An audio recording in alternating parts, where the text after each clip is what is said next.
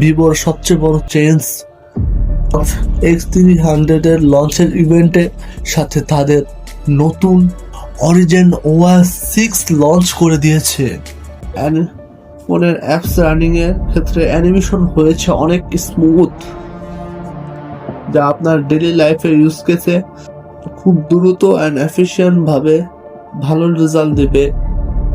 আর ফোনটি যদি হাতে নিয়ে মুভ করেন তাহলে লক স্ক্রিনের ফটোগুলোর কালার চেঞ্জ হয়, যা দেখতে আকর্ষণীয় লাগে।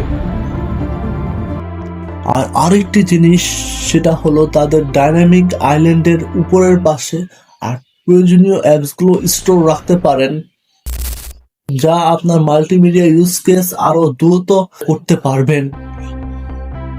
দেখা যাক সামনে ভিভো কি কি নতুন ফিচার নিয়ে আসে।